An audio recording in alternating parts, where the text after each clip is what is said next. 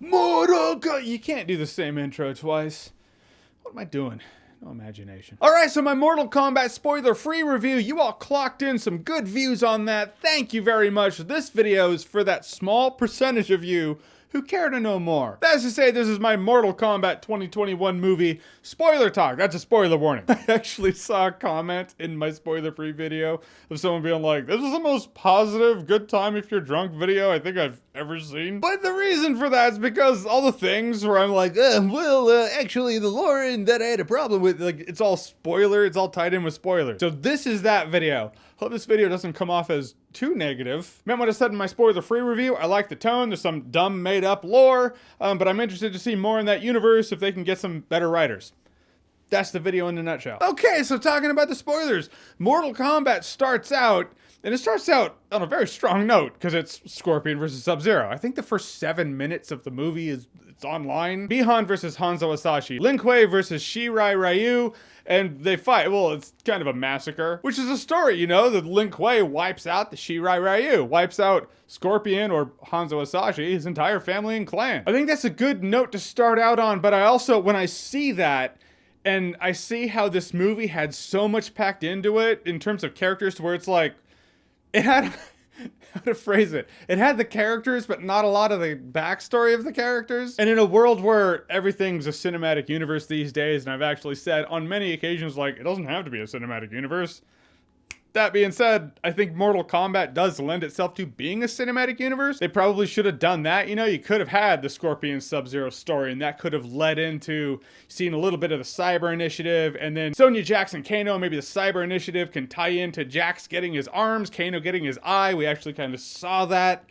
Kano getting his eye and it being tied to the Cyber Initiative in Mortal Kombat Legacy. I thought that was kind of cool. So you can have the side stories, and the Avengers movie can be the Mortal Kombat tournament. Regardless, we do get some solid backstory on Scorpion's spear. Started out as a gardening tool. He turned it into his Scorpion spear. It's probably the best backstory in the movie. I mean, the spear starting out as Scorpion's murdered wife's gardening tool is better than a Skeksis head popping out of his palm in the original movie. Mortal Kombat fan all my life, or at least as long as Mortal Kombat's been around to be Mortal Kombat and I could be a fan of it. I still don't know why Scorpion's spear in the original movie is one missing link away from being a crossover. A Ridley from Metroid coming out of Scorpion's hand. Melina, nothing about the flesh pits. Cabal, a reference of him working with Kano, but still, don't know much about him. Raiko, growling monster. Even Shang Tsung, I take for granted the fact that I like Mortal Kombat, so I know who these characters are, but anyone watching this would be like,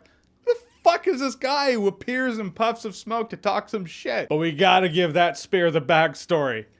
But I liked it. However, in a world of them cutting out lore from the video games, I like the fact that they retconned the retcon. See, story was back in the day in the original Mortal Kombat, Sub-Zero and Scorpion. It was the feud between them and their clans. Sub-Zero killed Scorpion, Scorpion kills Sub-Zero, Sub-Zero's brother then becomes the new Sub-Zero. It's a pretty pure thing. Around Mortal Kombat 4, it was changed where it's like, no, it was Quan Chi, and he basically framed Sub-Zero, and he just manipulated the whole thing. And original Sub-Zero didn't actually do that. I guess Sub-Zero killed Scorpion, but not everyone else. I always thought that was stupid. I thought it was dumb, so I'm glad it's not Quan Chi in this movie. Just kept it pure. Scorpion, Sub-Zero. Much better. Then we get to Cole, who should have been Liu Kang. Who are we kidding? I mean, you have to change something. Like, it's not like Liu Kang should be the offspring of Scorpion's bloodline. That doesn't make sense. But you just kind of don't have that. To be like, no, the Scorpion Sub-Zero thing, that's another thing. I'm saying Liu Kang should have been Cole. Just without that element, you know? Granted, you're then dealing with this very Americanized Liu Kang coming into the tournament.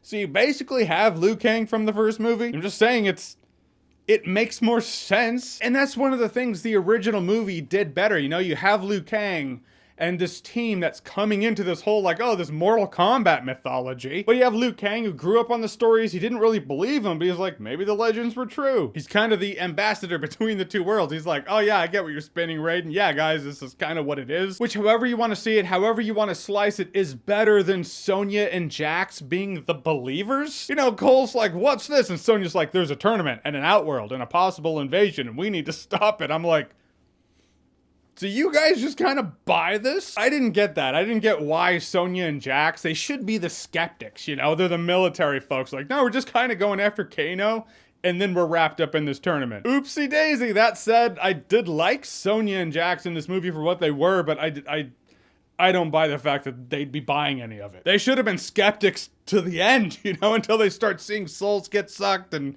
you know, maybe you can have SubZero do a demonstration where he shatters somebody in front of people like the original movie. I keep boomeranging back to the original movie, but I feel like the original movie gets some shit. It's like, well, it's not perfect, but no, it's not. But it does maintain the spirit of the lore, and that's what I like about it. I feel like there's always give and take, you know? The original movie got some things right over this one. This movie actually got some other things right over the old movie. You look at the original movie, Scorpion and SubZero, they were just husks there to do Shang Tsung's bidding. That's pretty stupid. This new movie did Scorpion and SubZero a lot better. Granted, Scorpion, I wish he was in it more, but the story was better and it was more accurate to the games. But the new movie did Goro pretty stupid. I mean, if you look at it, Goro's just kind of a henchman who goes to Cole's house and tries to kill him. And that's it. And then Cole kills him.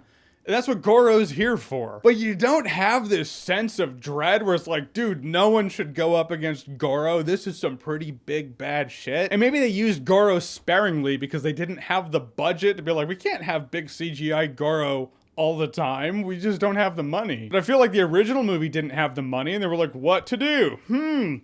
Let's just have a montage of dudes kissing gravel. That'll get the point across. And it did. So original movie, Goro, much more menacing. Granted, he went down with a punch to the balls. Like I said, give and take. But I suppose Goro was there for Cole to, you know, find his inner power. Also dumb. I mean, the tattoo thing was stupid too. It's like the tattoo thing is tied with people learning their inner power. First of all, the tattoo thing reminds me of those tattoos from Annihilation that fly off enemies and people when they die. It's like, oh, it's a gateway. It's how they can crush. You don't need that. And I felt like you don't need that in Annihilation, and you don't need the tattoos in here. You don't need people who are, oh, they're called to fight in Mortal Kombat. How about you just have people come together and they fight for Mortal Kombat because they're the ones stepping up to do it. Then you have our team, Sonya, Liu Kang, Jax, Johnny Cage. And they do it not because they have tattoos or they have some inner power, but because, like, they've accidentally stumbled into it. It's like, all right, well, I guess we'll do this thing. Now that I know, if we don't, no one else will. We are the misfit standing between our world and Annihilation. Not the movie, the act. But no, it's like they had to have the characters in this movie have these tattoos, which, first of all, Liu Kang has a story about how he killed some scumbag, and then he got his mark. So now he gets to fight in Mortal Kombat. I was like, did fate or the Elder Gods or something choose some shithead to represent Earth in Mortal Kombat? That's pretty flawed. I guess that person was there for Liu Kang to find his inner power, but still flawed. Long story short, it's like it all existed to explain how these characters from this fighting game can do these extraordinary things. You don't need that for Liu Kang and Kung Lao. First of all, because Kung Lao is to throw his hat, which pretty much acts like Captain America's shield, but with a razor around it. Captain America's shield doesn't obey the laws of physics. He didn't have some inner light tattoo superpower. They even make a joke about it in the movies about how it doesn't obey the laws of physics. So just have Kung Lao throw his hat. People will be like, that doesn't, well, we roll with it with Captain America, it's fine. And that's as much as people would ever think about it. You don't need to explain it. Also, Liu Kang, yeah, maybe he can shoot fireballs because he's been hanging out with a god named Raiden. Maybe Raiden taught him a few things. Maybe he gave him some powers. He's like, I think you're the chosen one. I'll give you the power to shoot fireballs. Not thunder. I'm a god though, so I guess I could do that. Whatever, it's better than a tattoo and some weird inner power that doesn't really make that much sense. For some characters, I don't need them to throw fireballs. Like if Liu Kang never threw a fireball, I'd be fine with it. I definitely would have been fine with Sonya never shooting pink rings. I don't need to know how she got pink rings. I don't need her to ever throw pink rings in a Mortal Kombat movie. She just needs a Glock. And that inner light power thing isn't always with magic abilities that you get. Sometimes it augments and enhances tech? Because Jax's little robot arms became like big Jax arms, and I was like, oh, so it works for robot things too? I don't know, in a world where I'm sure the Lin Kuei's cyber initiative was already underway, I'm sure the tech existed to give Jax good arms, So he could have gotten better arms, and it didn't have to be a superpower thing. I mean, in Raiden's little temple in the desert, they somehow had the tech to give him robotic arms at all. I feel like those would probably be the low-tier robot arms. I'm sure much better robot arms exist out there. Or have him lose his arms in this movie, and then in the next movie he comes back with robot arms. Jax does the whole hand clap fatality thing, which I like seeing the fatality, but they were fighting on a precipice. It looked like the pit. And Jax did a normal fatality? Dude, if you're fighting on the pit, you do the pit fatality. You don't do a normal fatality on a pit. That's just against etiquette. Kano gets a laser eye in this movie because that's his inner power, though it should have been a cybernetic eye. And again, it's like they were like, but we don't have the budget to have a cybernetic eye, so we're just gonna make it a superpower. And now Kano's dead. But he does get stabbed in the eye by a garden gnome or something. I don't know, he gets stabbed in the eye. And I assume when Shang Tsung said death is just another gateway or doorway or something like that, I assume the characters that died in this movie, like Melina, Kano, probably not sexy ass Natara. I feel like she's dead. Raiko, no one cares. But I feel like some might come back, and Kano might come back with his cyber eye. So there's that. But I feel like Kano could have just been Kano without a cyber eye that doesn't shoot lasers, and then when he comes back with a cyber eye, then he shoots lasers. You don't need to make the lasers his inner light or whatever. And if that is budget, and I assume some of this does come down to budget, like, oh, we don't have the budget to show Kano's cyber eye, we don't have the budget to show Goro that much. And Outworld, like, you know, like, we don't have the budget to show a lot of Outworld. Outworld was kind of this gray land where it was just like some people with robes were just walking around like, oh, this place fucking sucks. But like, that's all it is. You know, Shang Tsung's in his little generic throne. It's like, if you don't have the budget to show Outworld, then don't show Outworld. Maybe reference Outworld, show a peek of Outworld, but you don't have to be in Outworld if you can't make it look good. Give fans something to look forward to in the next movie. Maybe the next movie, like, oh, we're going to Outworld. And this is like one of the big gripes is the fact that Johnny Cage isn't in this movie, but it does take place before the Mortal Kombat tournament. This isn't Mortal Kombat yet.